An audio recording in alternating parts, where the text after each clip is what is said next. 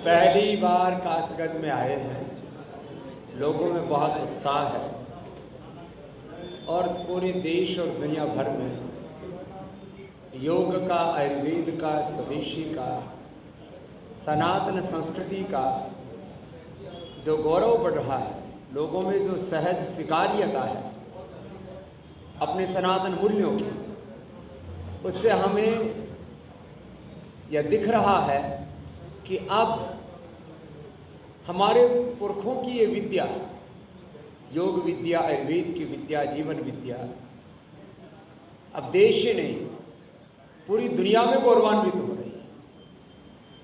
भारत में जो एक राष्ट्रवादी सरकार है वह भी सनातन मूल्यों को गौरव दे रही है और जितनी भी गुलामी की निशानियां हैं उनको विसार करके, उनको पीछे छोड़ करके, गुलामी की निशानियों को मिटाते हुए जिस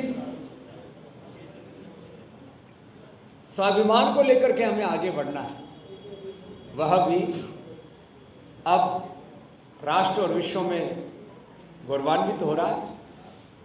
यहाँ जो कभी एटा जिला की एक तहसील हुआ करती थी वो कासगंज अब जिला बन गया है और जिस समय ये तहसील हुआ करती थी उस समय यहाँ पर एसडीएम रहे आदरणीय श्री एनपी सिंह जी, जो इस समय हमारे भारतीय शिक्षा बोर्ड के चेयरमैन हैं और शिक्षा के एक बहुत बड़े परिवर्तन का काम कर रहे हैं।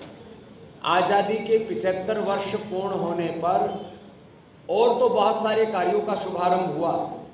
आज़ादी के इस अमृत महोत्सव पर देश को यदि मैं कहूँ, जिससे कि आने वाले समय में पूरा देश का चरित्रमान होना है, वो शिक्षा का काम, माने सनातन बोध के साथ, भारत भारतीयता के बोध के साथ, आत्मबोध के साथ, भारत के सच्चे इतिहास बोध के साथ, एक तरफ सनातन मूल्य वैदिक ज्ञान और एक दूसरी तरफ आधुनिक विज्ञान के समन्वय से जिस शिक्षा को लेकर के हम आगे बढ़ रहे हैं, माने योग, आयुर्वेद और स्वदेशी की क्रांति के बाद अब दो सबसे बड़ी क्रांतियां पतंजलि ने अपने हाथों में ली है। एक है शिक्षा की क्रांति और दूसरी है चिकित्सा की क्रांति। क्योंकि राजनीतिक आज़ादी के बाद भी आज शिक्षा की आज़ादी अभी तक भारत में एक सपना ही है।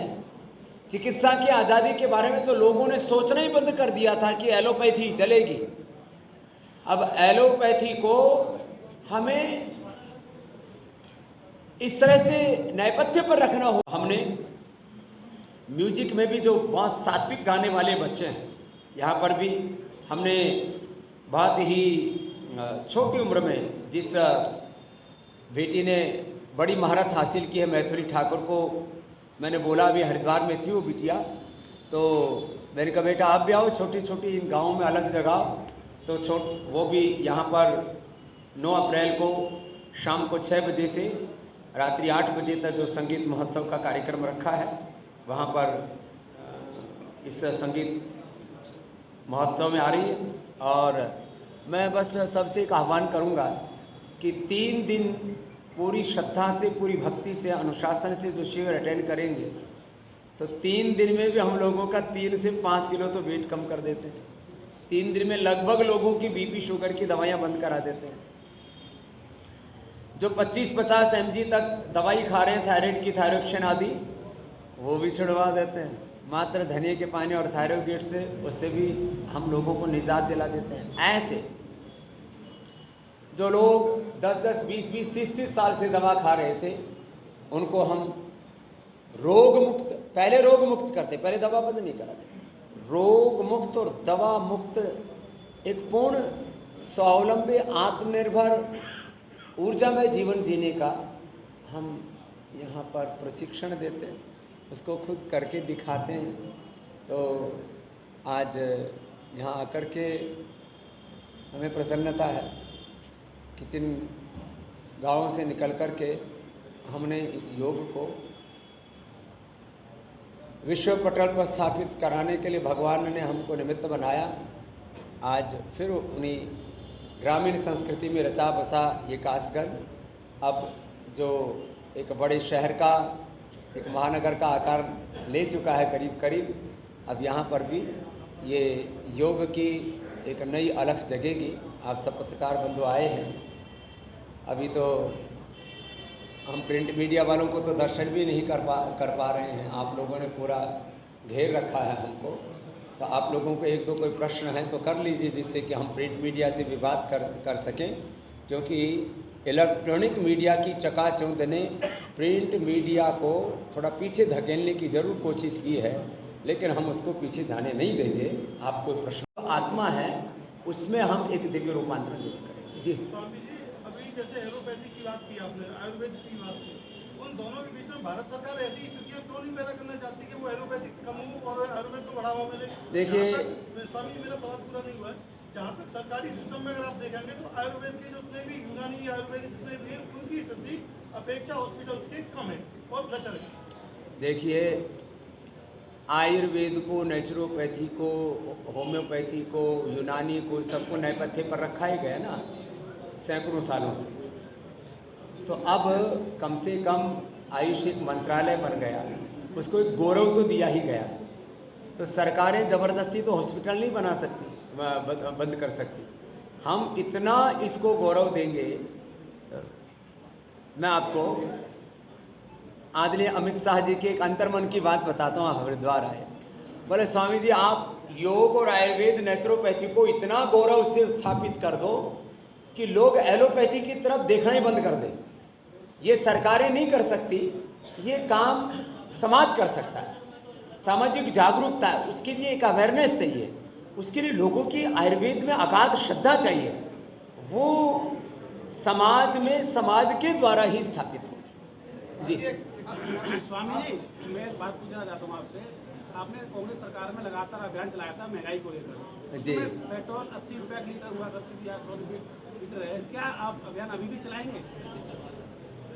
अभी तो हमने अभियान जो है ना रोग मुक्त भारत का, और अलग अलग प्रकार से सामाजिक जागरूकता, शिक्षा की जागरूकता, राष्ट्र निर्माण के लिए जागरूकता। ये भारत जब अपने अमृतकाल से अपने आज़ादी की स्वर्ण जयंती में प्रवेश करे, तब तक विश्व की सबसे बड़ी आर्थिक, आध्यात्मिक, सामाजिक, राजनीतिक, सामरिक महाशक्ति कैसे बने, उसके लिए अभियान चलाए गए। वैसे महंगाई एक बड़ा प्रश्न है, उसके भी समाधान की दिशा में सरकार अपने स्तर पर काम कर रही है। हमारा काम है इस समाज को जागरूक बनाना। मैं कोई सरकार तो नहीं हूँ, लेकिन हाँ, जो राष्ट्र में प्रश्न आते हैं उनको हमने उठाया है। सरकार से मांग करेंगे आप जो महंगाई को कम करें? आपने जो बात कह दी हमने सुन ली, बढ़िया कही, जागरूक किया था दिल्ली, बिल्कुल ठीक कहा साहब। महंगाई के लिए, फिर महंगाई क्यों नहीं कम होगी? आप भी उसी सरकार के पार्ट थे, उसमें पड़ता नहीं, खैर मैं तो सरकार का पार्ट नहीं हूँ, लेकिन आप लोगों की कोई समस्या मैं सुलझा सकूँ तो मेरा सौभाग्य होगा। बाकी तो हम सरकार है नहीं, सन्यासी हैं। ऐसा मंच से आपने घोषणा की थी कि कांग्रेस 40, हम जब भाजपा आएगी तो 40 रुपये पेट्रोल। मुगलों का इतिहास ही लूटपाट का। वो कोई यहाँ पर चैरिटी करने आए थे? उनके पास था क्या? बाबर से लेकर के और औरंगजेब तक देश के प्रति उनमें कोई दया रहम का भाव था, कोई भारत को बनाने का भाव था। वो तो आए ही थे यहाँ लूटने के इरादे से, आक्रांता थे। तो मुगलों को यदि कोई आक्रांता कह करके पढ़ाता है तो ये तो कोई इनजस्टिस नहीं है ना, ये तो यथार्थता है। तो इस समय जो इस देश में मुसलमान हैं उनको अपने आप को औरंगजेब और बाबर के साथ एसोसिएट नहीं करना चाहिए। इस समय जो भारत में मुसलमान हैं 99% कन्वर्टेड मुसलमान हैं, वो हमारे भाई हैं, उनके पूर्वज एक हैं और उनकी संस्कृति एक है, उनकी भारत में निष्ठा अखंड है। तो इस समय का जो मुसलमान है उसको अपने आप को बाबर और औरंगजेब के साथ एसोसिएट ना करके भारतीयता के साथ एसोसिएट करना चाहिए। इसलिए मैं बार बार कहता हूँ, मजहब हमारे अलग हो सकते हैं, पूर्वज अलग नहीं हो सकते। हमारे देश की एकता, अखंडता और संप्रभुता में निष्ठा अखंड रहनी चाहिए। और एनसीईआरटी में खाली मुगलों का ही नहीं, मैं तो कहता हूँ इतिहास में जिसको जितना गौरव देना चाहिए उसको स्पेस और उसको उतने ही मात्रा में उसको किस तरह से हमें अपने भारत की पीढ़ियों को पढ़ाना है। किस देश में आक्रांता कौन थे, मूल शासक कौन थे, देश किसने बनाया, देश किसने लूटा, इसका सम्यक बोध तो होना ही चाहिए। जी महाराज जी, जो राहुल गांधी की सदस्यता निरस्त हुई है लोकसभा से, उसके बारे में क्या कहना? देखिए, ये सदस्यता रद्द होना या उसका बहाल हो जाना जो भी होगा, ये पूरी राजनीतिक उठापटक है। इसमें हम बाबा आदमी अपना क्यों सुर फटोवल करवाए जी। और भारतीय योग, भारतीय शिक्षा चिकित्सा पद्धति को किस प्रकार से पुनः प्रतिष्ठा प्राप्त हो, इसके लिए कुछ? अभी हमारा संकल्प ये है कि हर घर में उठते ही शुरुआत योग से हो। आज एवरेज आउट करें तो 10% हमारे घर का खर्चा जो है, 10% हमारी आमदनी जो है वो अपने घर खर्च के लिए होती है। करीब 50% से ज़्यादा हमारा जो खर्चा हो रहा है वो दवाइयों में हो रहा है, वो नशों में हो रहा है। तो हम ऐसा देश बनाना चाहते हैं कि जहाँ उठ करके लोग, मानस में खोट है उनको रामचरितमानस में भी खोट दिखेगा, बाकी हमारे सनातन के सभी ग्रंथों में समानता की, एकता की, विश्व बंधुत्व की, एकात्म भाव की ही बात की गई है। मैं विचार वेद, दर्शन, उपनिषद, रामायण, महाभारत, भगवत गीता और पुराण पढ़े, उनका सार यही है। यह अलग बात है कि पुराणों से लेकर के हमारे बहुत से शास्त्रों में भी मिलावट हुई है, उसका संशोधन होना चाहिए और वह जिम्मेदारी हमारी है। हम उसको भी जितना जरूरी होगा उतना करेंगे। बाबा जी, आम जन योग, आयुर्वेद इनकी तरफ लौटे तो इसके लिए कुछ टिप्स, कुछ कैसे आए, क्या जाकर 3 दिन यही टिप्स देने वाले हैं अभी। बस अब प्रेस में तो खाली स्टेटमेंट ही दिए जाते हैं, कुछ फिलॉसफी रखी जाती है। तो फिलॉसफी यह है, प्रकृति और परमेश्वर ने प्रत्येक मनुष्य को और सृष्टि के एक एक घटक को, पूरे ब्रह्मांड को स्वावलंबन के साथ बनाया है। वननेस, कोएग्जिस्टेंस और हार्मनी, पूरे जो विश्व का ब्रह्मांड का जो सिद्धांत है वो हमारे पिंड में भी चलता है। तो हम लोगों को एक सही राह दिखा रहे, 3 दिन तक दिखाएंगे और आप भी आकर के देखना और आप भी लोग हमारे साथ करना, तो कैसे लोगों के जीवन बदल रहे हैं आप खुद ही अनुभव कर लेंगे।